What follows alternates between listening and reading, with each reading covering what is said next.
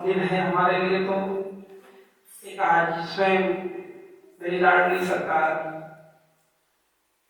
सतगुरुदेव भगवान के रूप में हमें आशीर्वाद देने आई हैं और अपने परिकर के साथ वैष्णव भक्त स्वयं चलकर जब आशीर्वाद देने आ जाए तो समझना लाडली अत्यंत प्रसन्न है।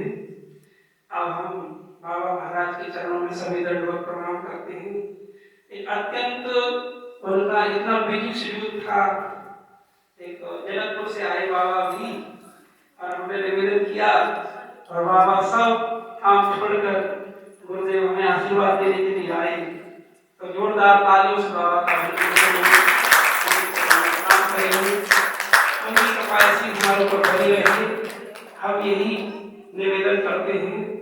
पूर्वा के बिहारी लाल की ऐसे ही बाबा बीच बीच में आकर हमें आशीर्वाद देते रहेंगे और भाव रूप से यही रहेंगे और निरंतर अपने इस कुटिया को सनाथ करेंगे। हम तो यही निवेदन करते हैं। ना हमारे पास भाव है, न भक्ति है, न ज्ञान है, न कोई बल है बाबा को हम बुला सके। हम बस आप अपनी कृपा से ही करुणा करके हमें आशीर्वाद देने आते रहना, यही हमारा निवेदन है।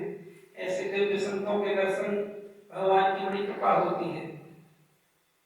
भगवान ने कहा था कि मुझसे अधिक संत कर लेगा, मुझसे भी ज्यादा मेरे संतों को देखना। और कहा कि संत हमारी आत्मा, हम संतन की देह, रखना चाहकर तुझको तो संतों में लग ले। स्वयं गोविंद ही, श्री जी ही संतों का रूप धारण करके, और ये तो हमारे स्वयं सतगुरुदेव भगवान हैं। सतगुरुदेव भगवान तो माँ के रूप में होते हैं जो प्यार दुलार लाड़ लड़ाने के लिए आती हैं। तो ये भगवान की बहुत विशेष विशेष कृपा है। आज तो वास्तव में ही हृदय में यदि गोस्वामी जी कहते हैं उबरहि बिमल बिलोचन ही के, मिटहि दोष दुख भव रजनी के, श्री गुरु पद नख मणि गण ज्योति, सिमरत दिव्य दृष्टि होती, बंदौ गुरु पदम पराग, सुरुचि सुबास सरस अनुरागा, तो दलन मोहतम सोस प्रकाशु, बड़े भाग्य और आवै जासु। दलन हो संत गुरुओं की रज, ये हमारे हृदय में जिस मोह को कभी पीछा नहीं छूट सकता है। दलन मोह तम सो से प्रकाशु, बड़े भाग और आवई जासु। जिसके हृदय में अपने गुरुदेव के चरण रज की प्रेम हो गया, पूर्ण आसक्त हो जाएगा। तो जैसे पिता की संपत्ति पर पुत्र का अधिकार हो जाता है, ऐसे पूर्ण आश्रित एक शिष्य भक्त का अपने गुरुदेव की कृपा पर, उनकी भाव भक्ति पर स्वतः ही उसका अधिकार हो जाता है। कमी अपनी ही होती है। भागवत जी इस बात का निरूपण करते हैं। तो आज स्वयं श्री जी हमें मेरी लाडली सरकार प्यार दुलार करने के लिए आई हैं। तो खूब खूब बाबा के चरणों में दंडवत प्रणाम है। बाबा हमारी तो कोई ऐसी औकात नहीं है कि आपको बुला सके, ये तो आप स्वयं ही कृपा करने के लिए आए हैं। आज ये पूरी हमारी धरा पवित्र हो गई है। राम वृंदावन अपने दिव्य चिन्ह रूप में, संतों की करुणा के रूप में आज यहाँ प्रकट हुए हैं।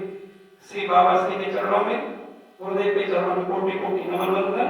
अब थोड़े से आशीर्वचन हम बाबा से सुनेंगे, आशीर्वाद लेंगे उनका। लाडली लाल की जय जय श्री राधे।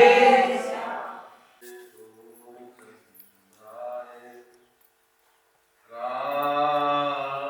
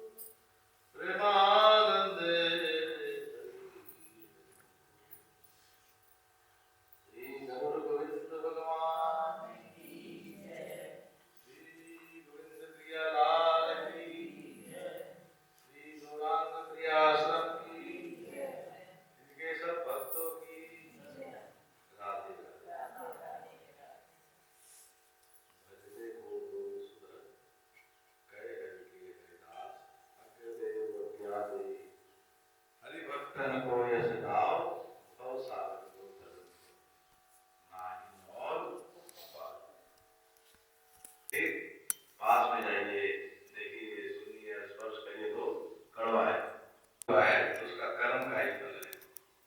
तो कर्मानुसार अपना ये गुरु गोविंद के चरणों में, क्योंकि गुरु गोविंद को कोई स्वार्थ नहीं होता है, वो चाहते हैं इनका कल्याण हो जाए। क्योंकि भक्तमाल में भक्ति करने वाले, भगवान की भक्ति करने वाले और ठाकुर जी की भक्ति करने वाले बहुत सारे उदाहरण बड़े पड़े हैं। तो कोई सच्चे हृदय से, मेन है विश्वास, श्रद्धा। हमारी श्रद्धा कितना है, विश्वास कितना है। आज ही मैं एक लेख पढ़ रहा था, तो कोई एक अलवर में मुस्लिम भक्त हुए। मुस्लिम होने के बाद भी एक निसर्गिक उनका भगवान के प्रति आकर्षण था, प्रेम था। वो हिंदू शास्त्रों से रामचरितमानस, वाल्मीकि रामायण, भागवत पढ़ना चाहते थे, सुनना चाहते थे, लेकिन लोगों ने कहा नहीं नहीं, तुम्हारा खाना पीना अच्छा नहीं है ना, तुम लोग गौ मांस भक्षण करते हो और तुम ठीक नहीं हो, तुमको हम नहीं सुना सकते हैं। उसने कहा महाराज, क्योंकि मेन है हम किसी, हमारे हिंदू धर्म में जो है बहुत प्रथा है, ये जाति वो जाति, उसके हाथ के नहीं खाएंगे, ऐसे नहीं करेंगे, वैसे नहीं करेंगे। इसके पीछे लॉजिक क्या है? इसके पास लॉजिक है रहनी, खान पीन, अभिमान।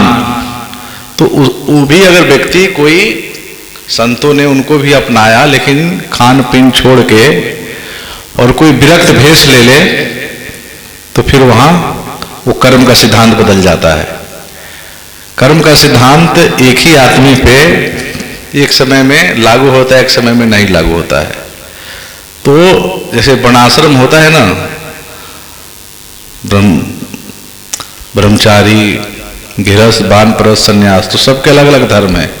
उसी तरह से जब संन्यास मार्ग में आ जाता है तो उसको सूतक नहीं लगता है।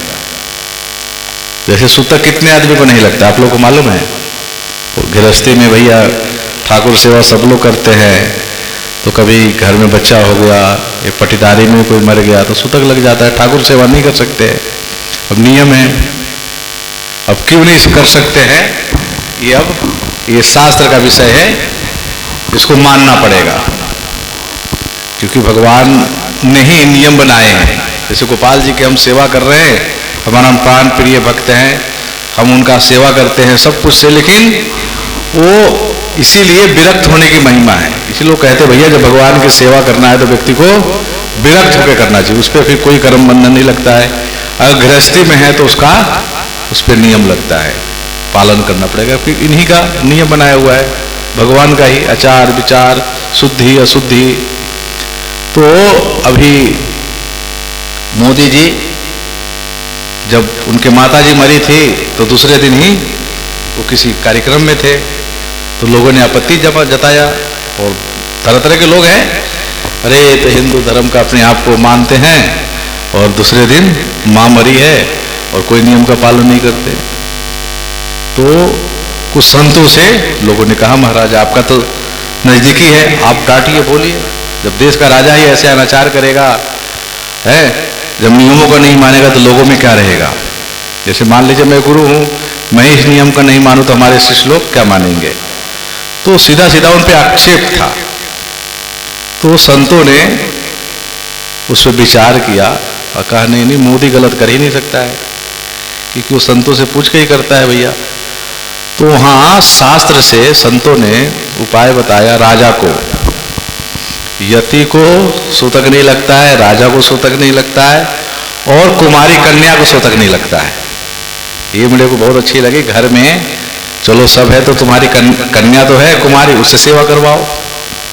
कन्या कुमारी है ना, जो कुमारी, अभी हमारी बच्ची जो है कुमारी, अभी उसका शादी नहीं हुआ तो उसको भी सूतक नहीं लगता। गर्भवती महिला को भी सूतक नहीं लगता है, और डॉक्टर को भी नहीं लगता है। डॉक्टर तो रोज डिलीवरी कराता है, तो डॉक्टर को भी नहीं लगता, और कन्या कुमारी को भी नहीं लगता, और रोगी को भी नहीं लगता। बेचारा रोगी है तो सूतक इन लोगों को नहीं लगता। तो हम लोगों को एक बेनिफिट है शास्त्र के अनुसार, अगर हमारे घर में कोई जन्म लिया है, कोई मर गया है, तो पूछते महाराज जी क्या करे, ठाकुर सेवा करे कि नहीं करे। वही आप मत करो, है ना, कोई कन्या से करा लो। मतलब हमको ठाकुर जी को स्पर्श नहीं करना है उस समय, ठाकुर जी की सेवा तो करना है। अब ये विधान है, नियम है। अब जैसे चित्रपट है उसके लिए तो कोई बात नहीं, लेकिन जो गोपाल जी है, ठाकुर जी है, स्थापित है, तो बहुत सारे नियम हैं, उसमें क्यों नहीं करना चाहिए। तो ये अलग अलग प्रेम की जो दशा होती है ऊपर होती है, वहां फिर कोई नियम नहीं होता है। लेकिन हम इतने बड़े प्रेमी नहीं हुए हैं, मन में अभी संशय है, मन में भय है, करूंगा तो ऐसा हो जाएगा तो ऐसा हो जाएगा, तो उसका पालन करना चाहिए। जहां भय नहीं है, प्रेम प्रेम की बात किसी थोड़ी कही जाती है। संसार में भी कोई किसी से प्रेम करता है तो छुप के करता है, वो कहता थोड़ी है। अगर आपका भगवान का इतना प्रेम है तो फिर किसी पूछो मत, फिर तो लाड लड़ाओ, फिर गुप्त लड़ाओ, लोगों को मत बताओ। जैसे आपको कुछ अनुभव होता है, भगवान का लीला दिखता है, तो गुप्त रखो। बताने से फिर बताना भी है तो गुरुजन से बताना है, बड़ों लोगों से बताना है, सबसे बताएंगे तो, क्योंकि आप संसार का प्रेम भी किसी से नहीं बताते हो, छुपा के रखते हो। ये तो भगवत प्रेम है। तो प्रेम की स्थिति जब होने के बाद भगवान के साथ भी, तो फिर वो शेयर नहीं किया जाता है, फिर तो उनके साथ अपना लीला चल रहा है, फिर उसको गुण दोष से ऊपर उठ जाता है, फिर वहां कोई नियम अनियम नहीं है, लेकिन वो स्थिति होती है।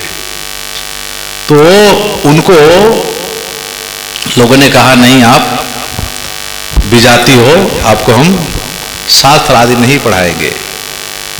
तो उन्होंने पता लगा भाई, तो उन्होंने छोड़ दिया जो खाना पीना था, गलत खाना गलत पीना, अपने जातियों का संग में उठना बैठना भी छोड़ दिया। फिर उन्होंने कहा एक ब्राह्मण से, महाराज हम तो अब ये सब छोड़ चुके हैं, अब तो आप हमको रामचरितमानस सुना दीजिए, भागवत सुना दीजिए। उसने कहा अच्छा, बोला ठीक है, तुम संस्कृति पढ़ लो, हम तुमको बार बार घर में बुलाएंगे भागवत शास्त्र सुनाने के लिए। तो गांव वाले समाज तो समाज ही होती है, समाज बात बनाने में थोड़ी जोड़ती है। अगर कुछ ऐसे थोड़ा सा हो जाए तो संसार ही है। उन्होंने कहा देखो मैं तुमको शास्त्र तो नहीं पढ़ा सकता, लेकिन संस्कृत पढ़ा सकता। संस्कृत पढ़ लोगे तो संस्कृत के पढ़ने से तुमको रामचरितमानस भी सब पढ़ लोगे। तो उनको संस्कृत कुछ दिनों में दिमाग का तेज था, संस्कृत पढ़ लिया। संस्कृत पढ़ने के बाद वो भगवान की भक्ति में लग गया। रामचरितमानस, श्रीमद् भागवत, वाल्मीकि रामायण पढ़ के प्रकांड विद्वान हो गया। और विद्वता का मतलब होता है भक्ति में लग जाना, वो भक्ति में भी लग गया। संतों की सेवा, ठाकुर की सेवा, ठाकुर सेवा करता, लेकिन ठाकुर सेवा में भी रास बिहारी जो भगवान के स्वरूप बनते हैं। जब रामलीला देखते हैं, कृष्ण लीला देखते हैं अनुकरण, तो उसमें बालक बनते हैं राधा कृष्ण। तो वो बेचारा राधा कृष्ण को स्वरूप में देखता तो उसको साक्षात लगता राधा कृष्ण ही है। इस तरह से वो भावना पूर्वक भगवत भाव से ही भगवान का चामर करता, जहां भी रास होता वहां अपने हाथ से वो पीछे से भगवान को चावर करता। लेकिन एक दिन वो कहीं गया दूर, इत्र लेके आया, इत्र का शीशी, सोचा मैं भगवान को चढ़ाऊंगा। ऐसे भावना ही कर रहा था, भावना करके मैं आज ठाकुर जी को इत्र प्रदान करूंगा, इत्र दूंगा, वो देना भूल गया, वो पीछे जाके बैठ गया। उसके अंदर भावना है मैं ठाकुर जी को, जो ठाकुर जी बने हुए थे वो दौड़ते दौड़ते आ गए, स्टेज से नीचे आ गए, बाबा बाबा इत्र लाया मुझे दो। इनके मन में है और ठाकुर जी वहां उसकी भावना को समझ गए और आके इत्र लेके ठाकुर जी ने लगाया। तो उनको शरीर मुसलमान का होने के बाद भी उनके मन में आ गया, हाँ ठाकुर जी कितने दयालु है, मैं तो लाया था लेकिन मेरी भावना को समझ गए।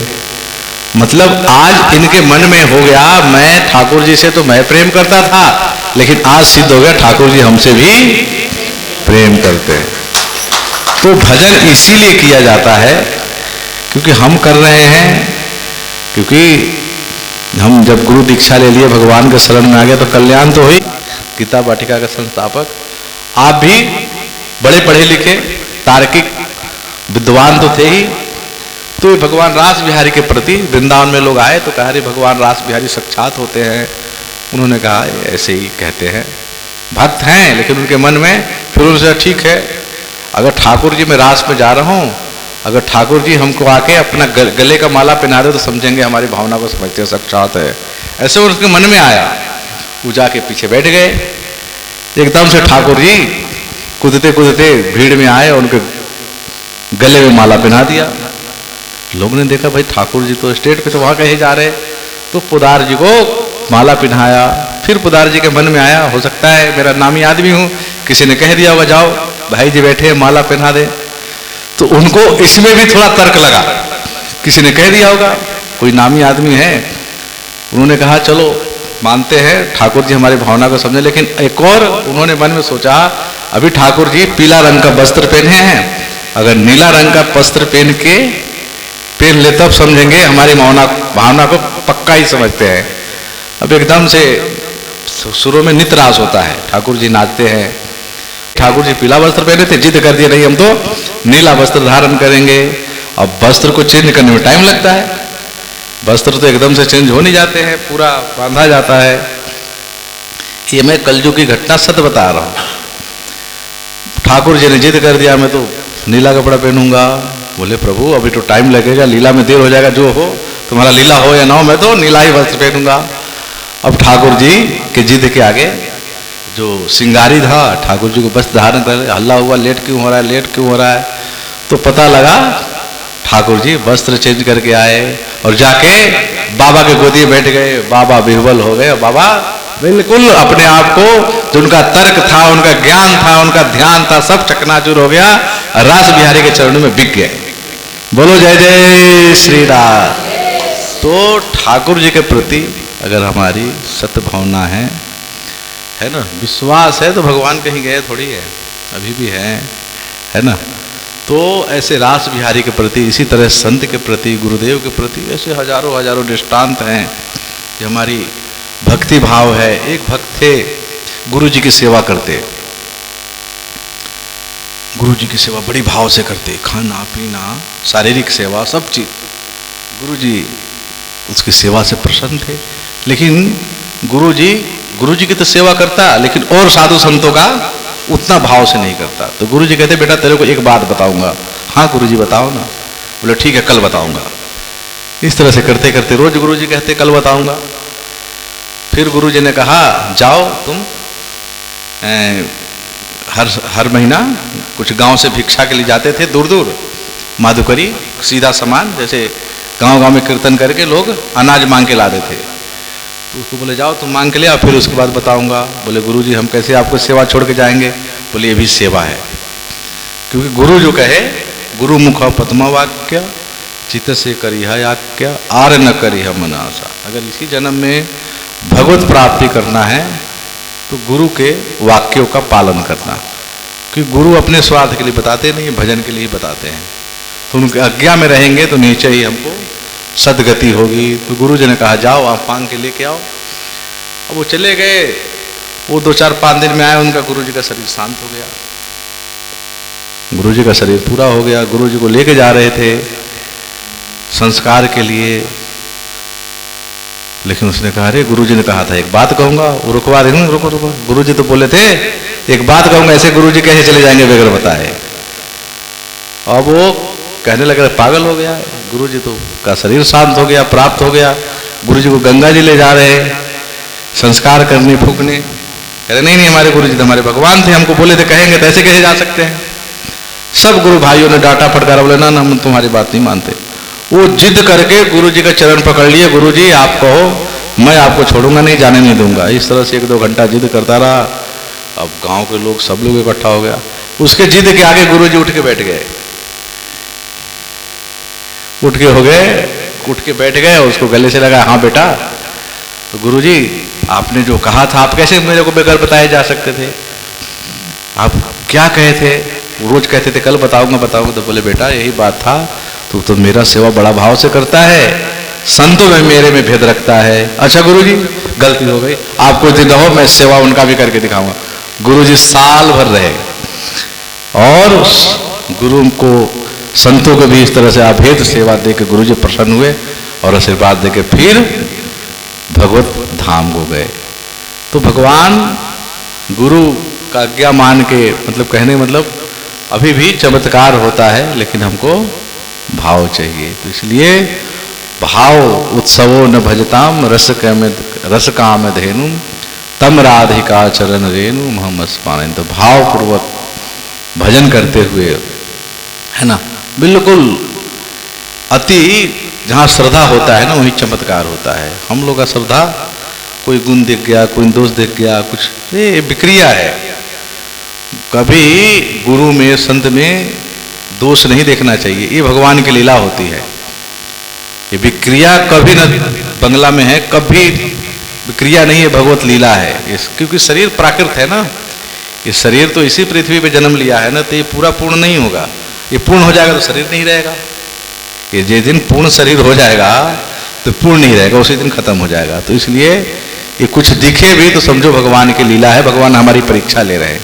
जैसे माता पिता बच्चों को श्रृंगार करती है और एक टीका लगा देती है काला, इसको नजर न लग जाए, तो भगवान भी अपने भक्तों में कोई ना कोई टीका लगा के रखते हैं, इसे दूर रहे, भजन करने दे।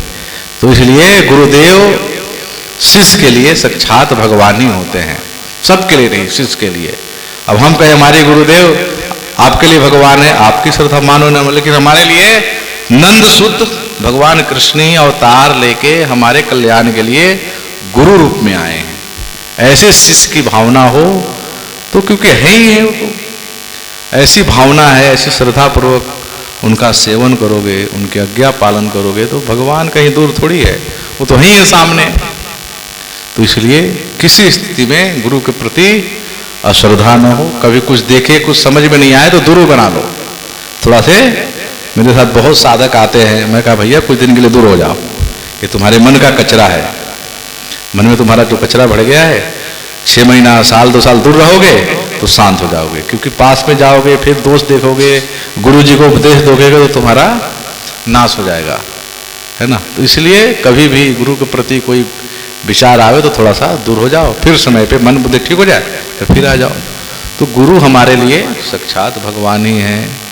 तो इसलिए संत और गुरुदेव, क्योंकि शिक्षा गुरु सब होते हैं लेकिन दीक्षा गुरु एक ही होते हैं। क्योंकि भाई कितना भी कोई दोस्त हो लेकिन अपना ही पति अपना काम आता है, उसी तरह से अपना गुरु ही अपना काम आता है। तो गुरु के प्रति अनन्य भाव से निष्ठा रख के भजन करोगे। गुरु परंपरा का हम लोग स्मरण करते हैं, हम लोग कोई साधारण परंपरा का नहीं है, हम में कमी हो सकता है लेकिन हमारी परंपरा में कोई कमी नहीं। श्री कृष्ण चैतन्य महाप्रभु साक्षात भगवान है, उनके शिष्य है श्री सुबल सखा के अवतार अभिराम ठाकुर गोस्वामी। वो तो ऐसे महापुरुष थे जिसको छू देते तो वही हरि बोल करके पागल हो जाता था। उनके शिष्य है मधुराम मंगल गोस्वामी, उनके शिष्य है द्वारिकानंद गोस्वामी, द्वारिकानंद गोस्वामी के शिष्य है मधुराम मंगल गोस्वामी के शिष्य है द्वारिकानंद गोस्वामी, द्वारिकानंद के शिष्य है नंदलाल गोस्वामी, नंदलाल गोस्वामी के शिष्य है अनंतानंद गोस्वामी, अनंतानंद गोस्वामी के शिष्य हैं यादवेंद्र गोस्वामी के शिष्य हैं गोपीनाथ गोस्वामी के शिष्य हैं कृपा सिंधुदास बाबा जी के श्री प्रियासनंद दास बाबा जी महाराज, प्रियासनंद दास बाबा जी, मधुमंगल दास बाबा जी, फिर मैं, फिर ए। तो इस तरह से ये परंपरा है। एक जैसे गंगा जी गौमुख से निकल रही है, ठीक है, तो उसमें गंदा नाला ही मिलता है तो भी गंगा ही हो जाती है। गंगा जी में गंदा नाला गटर भी मिलता है तो भी गंगा जैसे पूजी जाती। तो हम लोग ऐसे गटर है, गंदा नाला है, लेकिन गंगा जी में उस परंपरा में चले गए तो हम भी उनकी कृपा से, अपने भजन से, उनके कृपा से हम भी क्या हो गए, गंगा जी हो गए हैं। इसका स्पर्श से आपका कल्याण हो जाएगा। लेकिन अगर हम उस परंपरा से गंगा जी भी अलग हो जाए, गंगा जी से एक अपना अलग धारा बना ले तो पूज होगी, वो तो नाली हो जाएगी, है ना। तो इसलिए हम लोग गंगा जी से, गुरु परंपरा से जुड़े हुए हैं। कोई भी दुख आवे, संकट आवे, गुरु परंपरा का स्मरण करो, नाम लो, दूर। जैसे नाभा जी अपनी गुरु जी की सेवा कर रहे थे, अग्रदेवाचार्य जी का, उनके गुरु जी को कोई स्मरण किया, वो नदी से आ रहे थे, उनका नदी डूबने वाला था, नाव स्मरण किया, गुरु जी का स्मरण किया, चेला गुरु जी का ध्यान करे, गुरु जी को, चेला को पता लग गया, वो पंखा से ऐसे कर दिए, नाव बच गया। अरे कौन है? नाभा जी के गुरु जी कह रहे हमारे मन का भाव कौन समझ गया, देखे तो नाभा। तो ये परंपरा का शक्ति होता है। परंपरा का स्मरण करोगे ना तो कहते हैं ना, मतलब लंगड़ा भी है, क्या कहते हैं, शिखर को, पहाड़ को पार कर जाता है। तो इसलिए स्मरण करोगे, भजन करोगे, परंपरा को स्मरण करके भजन करोगे तो जीवन में कोई आपत्ति नहीं, कोई विपत्ति नहीं, और भगवत प्रेम की प्राप्ति सहज हो जाएगी। इसलिए भजन करो, जो भी भजन चालू करते हो तो गुरु परंपरा का जरूर स्मरण करो। गुरु परंपरा का रोज स्मरण करोगे याद हो जाएगा, और उनको वंदन करो, हैं, उनको अभिनंदन करो, उनको स्मरण करो, हे गुरु परंपरा, हे गुरुवर्ग, हे गुरुदेव, कृपा करो जिससे मेरा मन बुद्धि इंद्रिया आपके चरणों में लगे। बोलो गुरुदेव भगवान की जय। जय श्री राधे, जय जय श्री राधे, जय जय श्री राधे। निताई गौर हरि बोल। बोलो ब्याह जी महाराज की। राधे राधे।